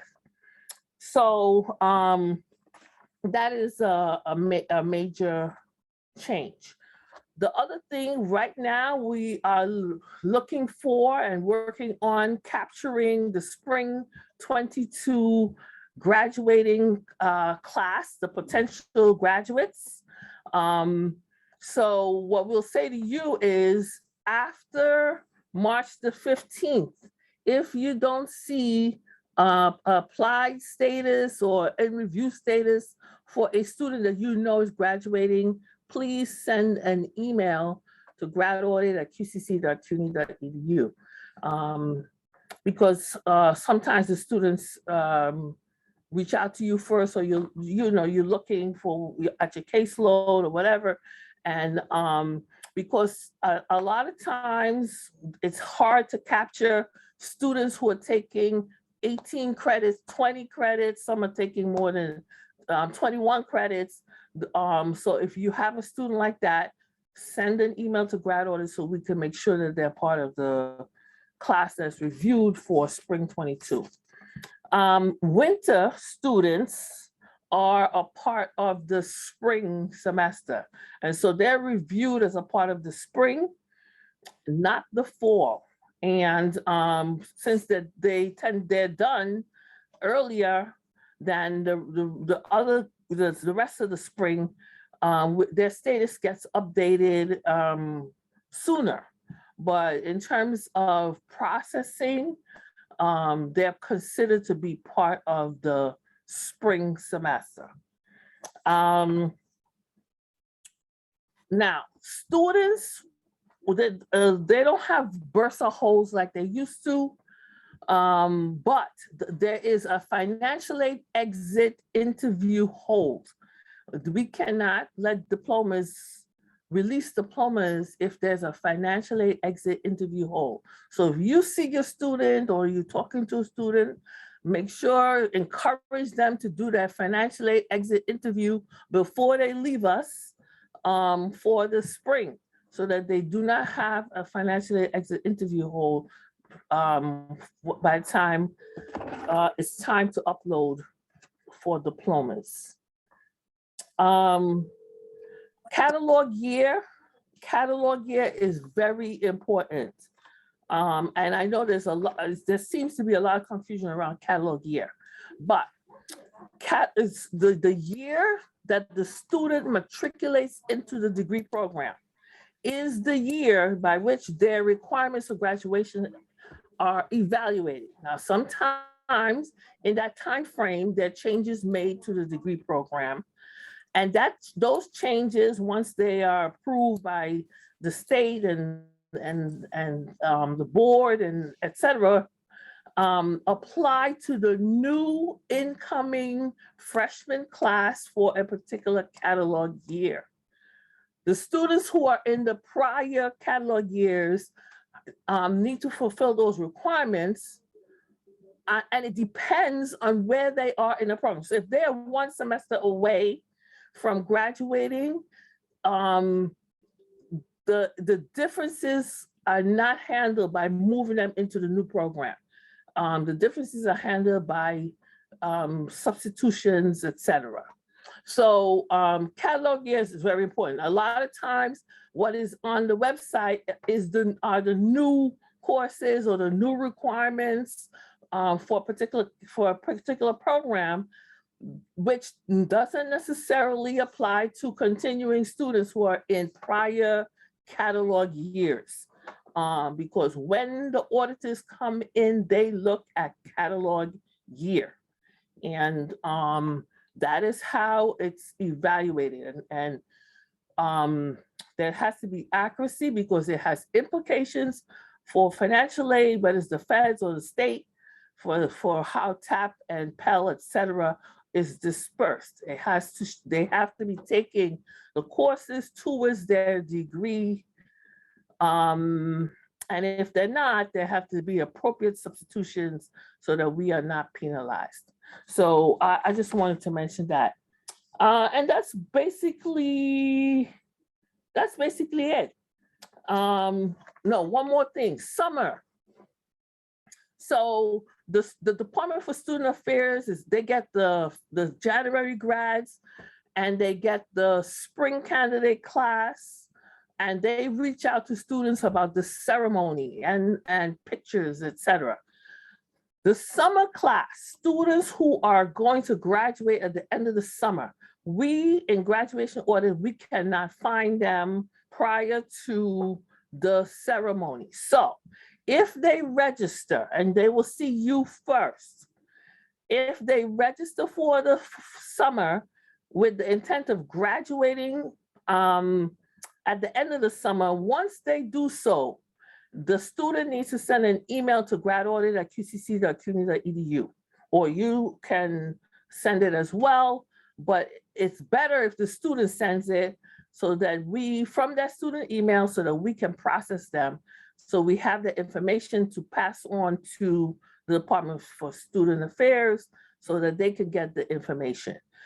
The earlier they do it, the better. The students should also be directed to the commencement website, because a lot of times there are deadlines that they have to meet, and that information is on the commencement website. A lot of students reach out to Grad Audit that we're supposed to be knowledgeable about all these deadlines. We are not, and that's not our focus. And so we just direct them to the commencement website so they can avoid asking us for information, that we will direct them to the commencement website if they go there directly. All right, any questions? You can ask in the chat, or you could send me an email, or you could email Grad Audit. Also, Grad Audit is responsible for maintaining the DegreeWorks online audit tool. And as you well know, there are quirks in that tool. But so for instance, as you well know, the BTAS has a quirk, and the LAAA has a quirk in it. And the HSAS has a quirk in it as well. But most of you, or all of you, are pretty much familiar, and you will bring it to our attention, and we make the adjustment. So thank you for your support. Thank you for your help, and have a great spring. Thank you. Any questions? Let me know. Yes, there's a question here. Can winter grads get an enrollment verification or grad letter saying they have completed their degree requirements, but their degree won't be conferred until... It's in the chat. Do you see that? Okay, so winter graduates can get they can request a verification letter that indicating, that they're done, and the verification letter will indicate that they're done. They just need to send an email to registrar@qcc.cuny.edu and request it, not Grad Audit, registrar. Does that help? Okay, thank you. Okay, so we have a gap. There was supposed to be a speaker from student activities, and I don't believe they're here. Marianne, are you there from financial aid? Okay.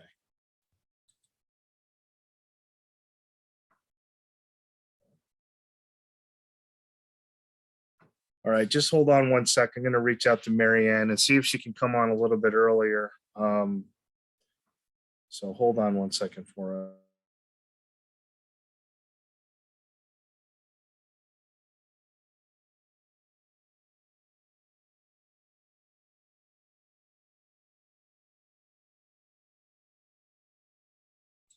Oh, never mind. Ray has joined us.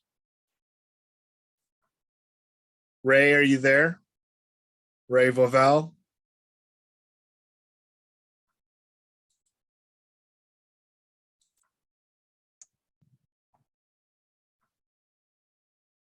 Hi, Ray.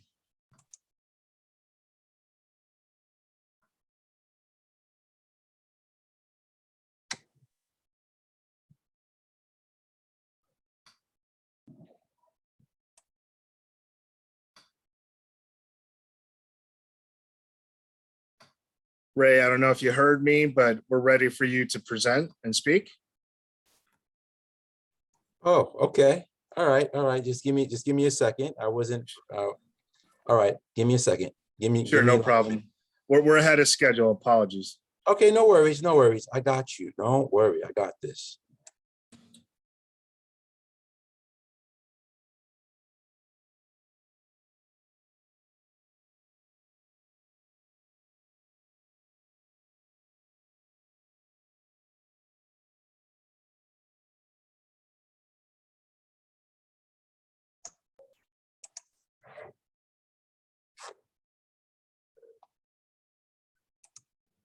Cool. What, Hi, everyone. How's everybody doing today? I guess we're kind of like the students. I don't see very many faces. I mean, I see faces, pictures, but not too many people are live here. But that's okay. I mean, you know, you could put a thumbs up. That's what I would do with my students. Hi, Bonnie. I see you. I see you. I see you, Deborah. You know, let's see who else is on here. All right, Lorena, thank you for the thumbs up. I see Sheldon. All right. Juliana, you know, I see the thumbs up. Very cool, very cool. So I know I'm not just talking to myself. Excellent. So yay, what's going on? What's going on, Betty? I see you. It's pretty cool. It's like kind of hard because I see all these familiar faces. I see you, Isabel, you know, and I'm like, I want to give everyone a shout out. Michael, I see you. You know, I want to give everyone a shout out, but you know, let me stop and let me get to business. So for those of you who don't know who I am, my name is Ray Volel. I am the Student Life Specialist here at QCC.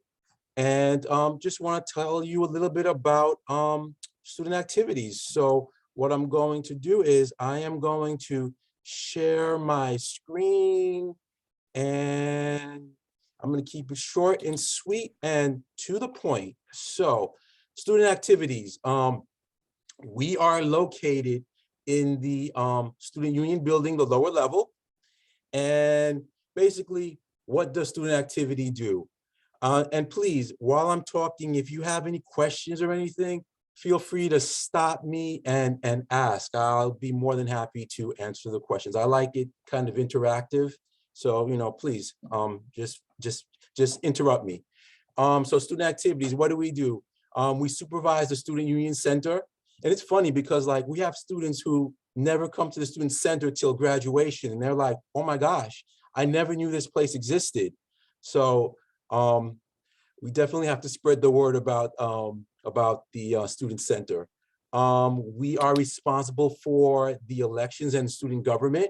The Office of Student Activities basically puts together the elections. And once officers are elected, we serve as their advisor. What else do? We advise the student groups and organizations. Right now, it's been really a challenge because of COVID, but you know, we're coming back slowly but surely. We offer leadership development opportunities. So we have various leadership programs that we have coming out of the office. We have, one of them is leadership weekend, where we take students away for an entire weekend. But again, because of what we've been through the past 2 years, we're kind of retooling that leadership program. We also produce the QCC yearbook. So if you have students or you're in contact with students who have a flair for art or are just interested in getting involved, we can get them involved in the student yearbook. And you know, the Office of Student Activity, our overall goal is just to engage students in social, cultural, and educational activities and events outside of the classroom. So that's kind of in a nutshell of what student activities does. And then our hours, the Student Union is basically open from Monday to Thursday, 9 a.m. to 7 p.m. And then on Fridays from 9 to 7 p.m. And we offer quite a few amenities within the building. And I'm just going to scroll down a little bit. Do I have any questions or anything? Is anybody, yes, no, quiet, crickets? Okay, it's cool. Do you already know, everybody already knows all this stuff? All right, well, okay. Anyway. I don't think they do. What's up? I don't think they do. So please. You know, it's all good. It's all good. Well, we get a lot of students that will ask questions like, what do you do here? What can we do here for fun or this and that? So I think this is important. Well, I will get to that. So we have a lot of amenities offered within the Student Union building. We have computers that students can use, you know, either for classwork or just to you know, handle their personal business. We have quick boot stations, so students can charge their cell phones or whatever their device may be. We have 2 billiard tables, a ping pong table, a foosball table. We have an Xbox with games so students can come and play. They really can relax between classes, or they can actually study. We have our lounge area we have a meditation room. It also students who, they want to pray or just meditate. We have this quiet space available to them. They just have to come to the Office of Student Activities, let us know, and then we'll open up the room for them and then they can use it. We have a variety of soda and vending machines available. They're not free, so don't think just because I didn't write that you have to pay for it, but yeah, you have to pay for it. We have a bingo machine vending machine. So what it basically is, it has like little knickknacks that a student might need. They forgot their cell phone charger and they need it. They want some headphones or whatever, they can purchase it. They can purchase it using that machine. We have an ATM, which is pretty cool. 2 microwaves. So a lot of students, we find, especially the nursing students, they bring their own food. They need a place to reheat their food, so they can come to the student union and do that. We have fax machines for the students to use, and copy machines and printers. Any questions? Yes, no, everybody knew all this already? Okay. I need to make sure that I have like life out there. Oh, there is a question, Ray. What are the plans for the yearbook and pictures this year? Good question. So the yearbook is being worked on right now. If you're interested if someone's interested in being involved with the yearbook, they can reach out to me or actually my colleague, Ms. Cha Huang. She takes care of that. If I can find it, I can drop her in the chat. So I will do that right now. Cha Huang at qcc.cuny.edu. Yeah. So yeah, if you reach out to Cha, she is responsible for the yearbook, and she will put students, she will give students an assignments. We're always looking for students to provide material for the yearbook. As far as the yearbook pictures, I was just taking care of that yesterday. The students should be receiving a postcard in the mail soon. I'm just looking for I'm looking through my calendar, so just bear with me as I look for the exact date where we are going to have the pictures taken. So the yearbook pictures are scheduled to take place March 21st through the 24th. Students will have options. So if the students are allowed to come on campus, then they can schedule to have their appointment done, their picture taken on campus. If they want, they can actually go to the studio, which is Thornton Studio, and take the picture in the city, or they can take a picture on their own, and then they would just send that to Cha Huang, and she'll take care of it. So they have options. So that's what's happening with the pictures. Any more questions? No. Is the student union open over spring break? Yes, we are here. We will be here, although students may not, but we are open. What else? So should we provide our summer students with this information? Yeah, definitely. Since they are, well, actually, are you talking about, someone's asking the grad? So what I did was, as far as I get a special list. I asked for a list of students that have a certain amount of credit. So I asked for students that have about 45 credits, or close to graduation. And then I get a list and then I'll send it out to everyone. So we try not to miss anyone. Cool. Okay, so if I don't see any other questions, upcoming events, we have upcoming events that I want to share with everyone.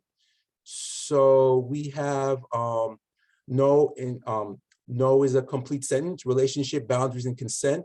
That's Women's History Month that we have coming up. That's where we're doing that with the BMI initiative, the Black Male Initiative, and C-STEP. That's happening on Tuesday, March 8th, 2022 from 3 to 4. I include the registration information. It's also available on the college calendar. Another thing that we have coming up, and I definitely need a lot of help with this, is the student government elections. The student government elections are happening April 6th through the 13th. The deadline to apply is Monday, March 14th, which is rapidly approaching. The requirements are students must have completed at least 12 credits, have a minimum GPA of 2.25, and be a registered QCC student in the fall 22. So right now, my numbers are not where they need to be. It's been a real challenge with COVID. And student government plays such an important role on campus. I could go on and on just about student government and how many committees they're part of. They're part of the association, which is responsible for the distributing the student activity fee. They're part of the auxiliary, which is the business end of the college. They make profit. So student government are voting members of on these committees, and they're really important. And I need students. So if you know students who would be a good fit or just have the potential, no experience needed, please send them my way before the deadline. What else? We have for Asian Heritage Month, we have Chinese calligraphy coming up. That's happening Thursday, April 7th, 2022 from 12 to 1 p.m. Again, it's available. You can sign up via the college, the website calendar. And we have lastly, the Chinese, any on-campus events this semester? Actually, yes, these are the,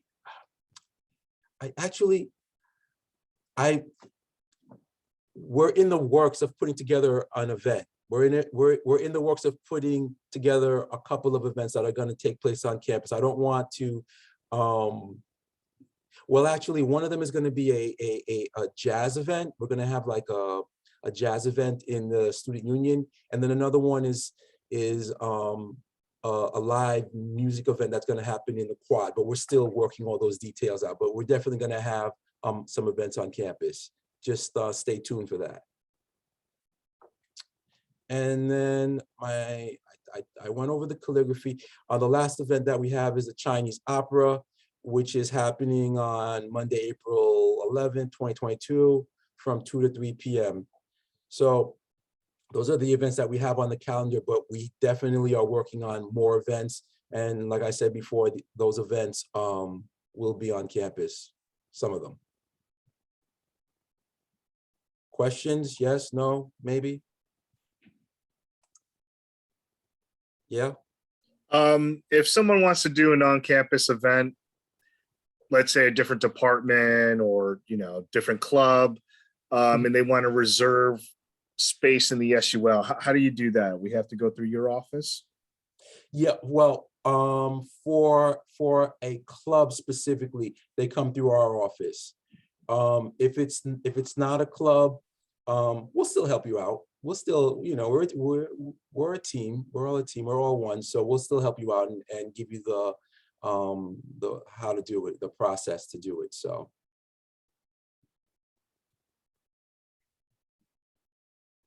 anything else? I mean, I guess, you know, if you have no more questions, I'm pretty much I'm pretty much done. Thank you, Ray. You're welcome. We're a few minutes ahead of schedule. Financial aid's going to come on around 1 o'clock. So if anyone wants to take a 5-minute break, feel free to do so. And as soon as Mary Ann comes back on, we'll finish with her presentation, and then that'll be the end of the session. But again, thank you, Ray. Much appreciated, and it's good to know that we've got some friends over in student activities. Absolutely, absolutely. And again, I'm really asking everyone, if you are in contact with students, please mention student government to them, and what a great opportunity it is, because, you know, being someone that works really closely with student government, I see what being involved with it does for a student. They learn so much about what happens behind the scenes, and students really don't realize how much power they have till they're part of student government. You know, technically, you know, if student government decides not to show up to a committee that allocates money, like the association, which is responsible for millions of dollars, if they decide that they don't want to show up, they won't have quorum, and that would basically kind of shut down the college in a way. So it's really important that we get good, solid, quality leaders in these positions. And they also serve on academic senate too, which is big. Do you have to be on campus for student government? No, you do not have to be on campus for student government. COVID has changed the way we do things now. So we handle a lot of the business via Zoom. Yeah, so we're actually taking that into consideration actually this year when students are running, that we have students that will be on campus, but we also have students that will not be on campus, but they still pay a student activity fee, so they're eligible to still run. So I hope I've answered your question. Yes, you have, Ray. Cool. I think All right. So if no one else has any questions, I will take leave, and I just want to wish everyone a wonderful weekend, and thank you so much for listening to me. Take Thanks care, for coming. Take care. All right. Much appreciated. Be well. Hi, Mary Ann. Hello, I'm back. I had to jump on and off another meeting. No, that's the story of multiple Zoom meetings. Feel free to start. We're okay. ready to So go. now do you have share my screen or no? Yeah, go ahead. You're free. Okay. Can you see it or no? No, I have to do something, right? Share screen. Okay, now we're good? Yes. Yep. Everybody can see this, right? Yep. Hello? Yeah, I can see Oh, it. okay, no, I just wanted to make sure the sound Sure. was good and everything. Okay, okay, that's fine. Okay, so, hi, everybody, good afternoon. Nice to see everyone. I just wanted to, just, a little financial aid update, just go over the process and the assistance that we're offering currently to students with the financial aid application process, and some new things for 2022-23. And then just to mention the SAP process, that we seem to have a lot of students that end up needing to have to do SAP appeals and so forth. So I just want to remind everybody about what the current process that we're using is. And the importance of the advisor's role. You guys are very helpful in terms of helping remind students when you're speaking to them about applying for financial aid, and the contact information, for the best contact information for the students for us. So let's see. Okay, so the process, basically, we want everybody to apply for federal and state aid, the FAFSA application, and at the end of the FAFSA, the link to the TAP application. So federal is determining eligibility for all the federal aid, TAP is for the state, We also want to encourage students that are part-time or that, you know, are not sure if they're going to be full-time or part-time, you know, in addition to doing the FAFSA and the TAP, to also complete the CUNY supplement on the Student Service Center. And and then if there are students that are interested in the Excelsior Scholarship, that is on the New York State website. Now, right now, they don't have that application available yet for the fall. I think in the past it was more like July, but students can sign up on the HESC website to get an email or a text notification when that application is available. And for the FAFSA for the upcoming year, we just decided on our decided on the deadline. So it's going to be April 14th for our continuing students will be the priority deadline for filing for the 22-23 year. So we're working with Angelica to, get all the communications out and so forth, the emails and texting to the students and so forth. But it'll be, April 14th. We want to get our continuing students to file before they leave for the summer, definitely. So as far as the assistance that we have for students that are, having any difficulties, we have a lot of information on our website, videos and so forth that explain the different parts of the FAFSA and the application process. And then we've also, since we went remote, we've been doing Zooms that have worked really well for students, where they can go on our website under the how to apply.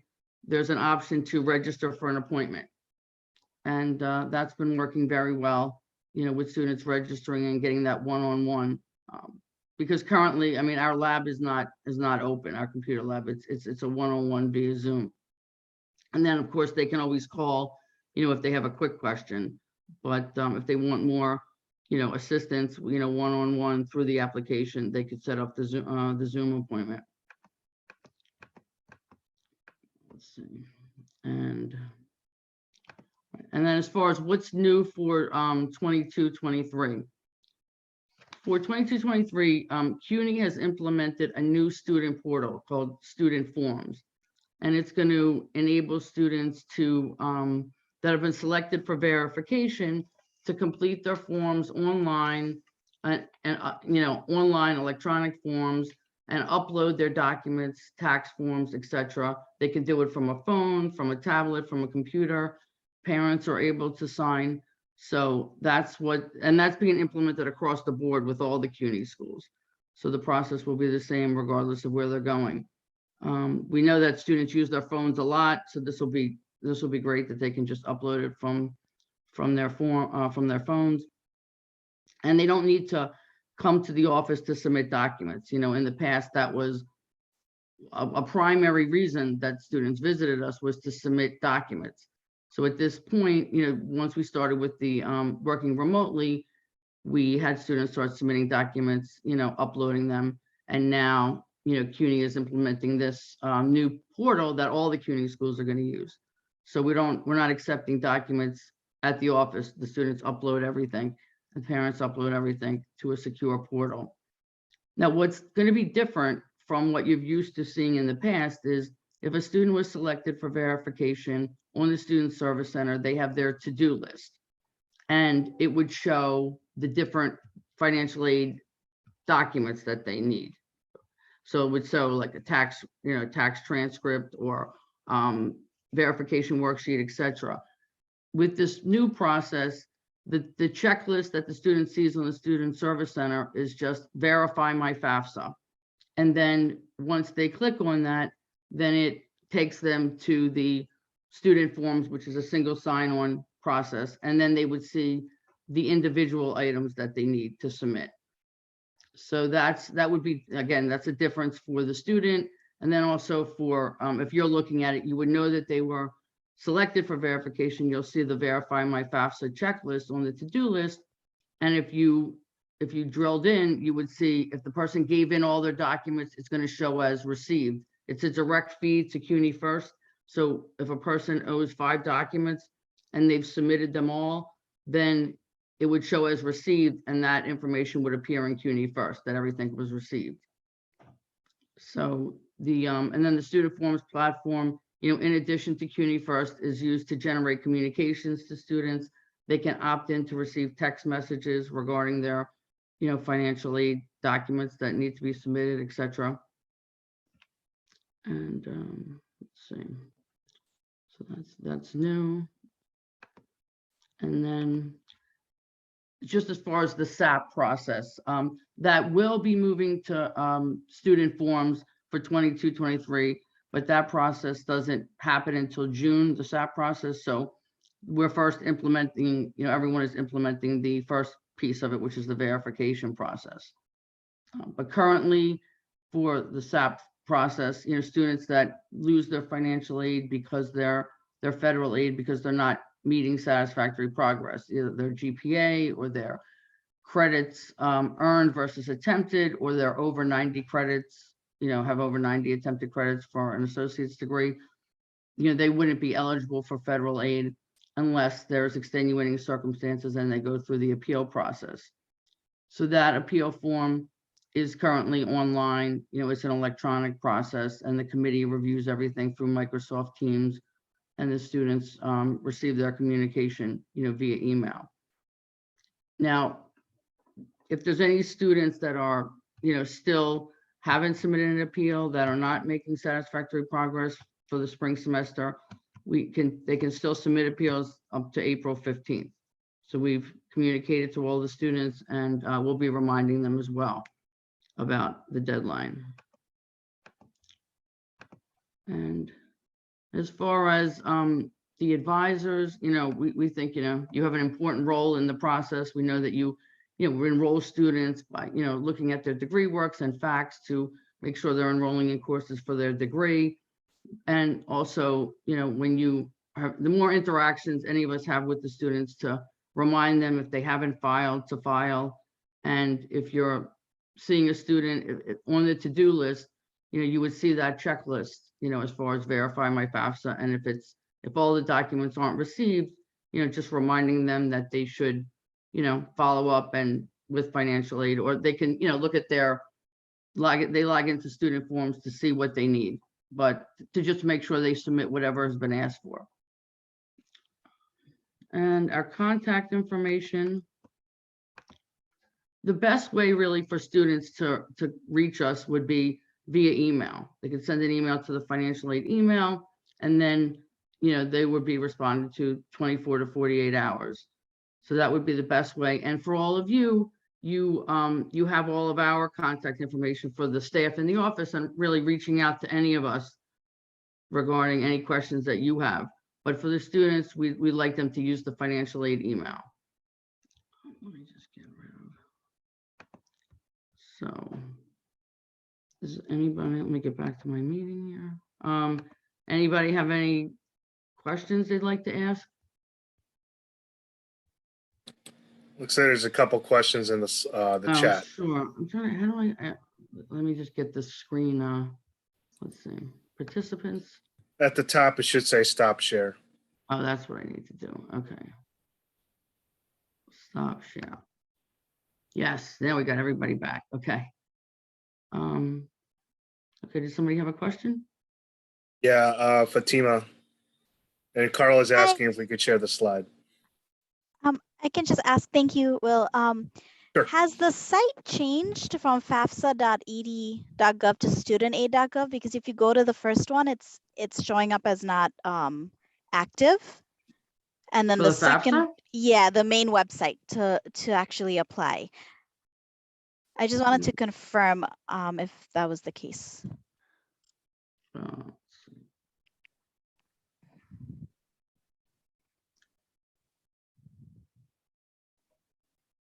Studentaid.gov, was that recently changed? We were using FAFSA. Let me just check one second, because we've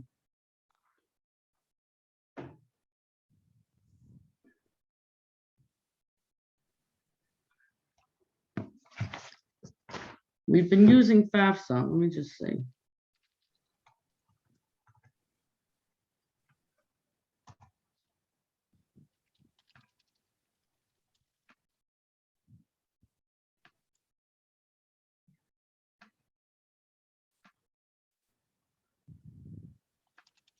Give me 1 minute.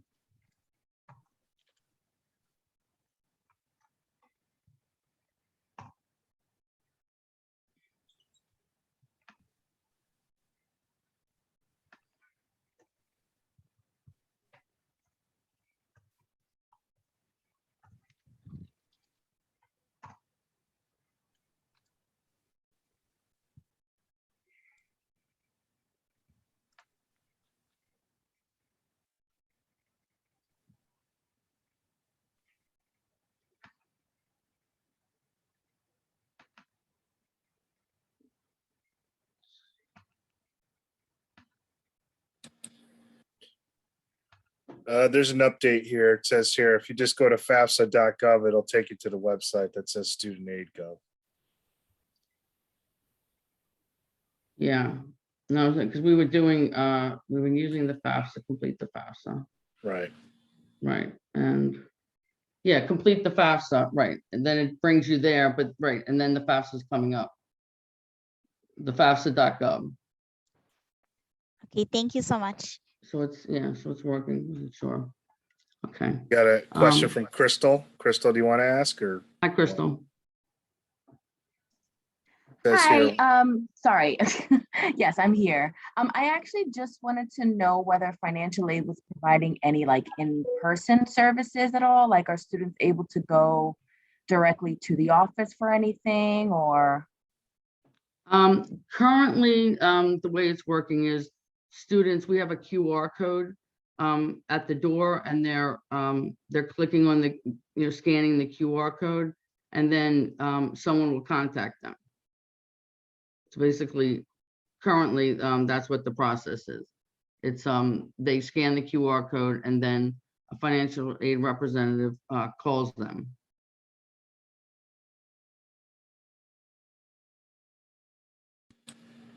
Okay, thank you. You're welcome. Olivia, could you clarify your question? Yeah, hi. So previously I noticed that on the bottom of the financial aid website, it said need help. And the first one is if there's any FAFSA assistance. And the second one was to, if they had questions for regular financial aid questions, like I guess withdrawal and stuff like that. I see that it was removed from the website and I just wanted to know if it was going to be added back again. As far as, yeah, we'll be putting other information up there. That was in terms of the counselor appointments. We'll be putting other information back up there regarding that. Yeah. Thank you. There were two options.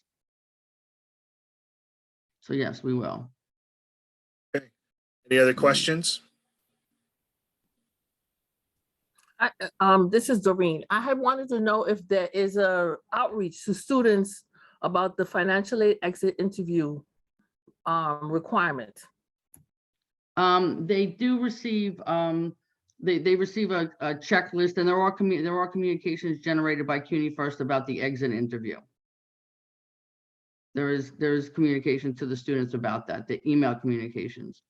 Thank you. You're welcome.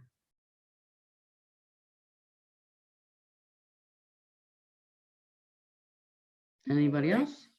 Anyone else? Okay, I think everyone's got fatigue and we're ready to wrap it up. Mary Ann, thank you so much. All right, thanks. And Okay. I'm sure we'll reach out. Everyone knows how to find you.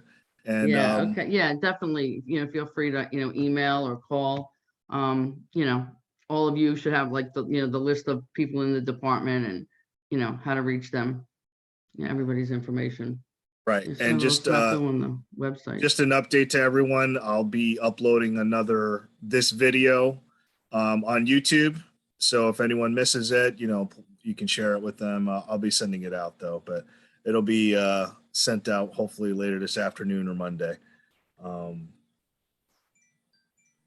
for any additional PowerPoints and flyers, everyone can send those to me and then we can share that with the group. And I think that's pretty much it. So we'll cap off the meeting. We have another curriculum training meeting on March 9th. And I just want to wish everyone a wonderful weekend. And that concludes the session for today. Have a great day. You too. Take care, everybody. Okay, thank you. You too.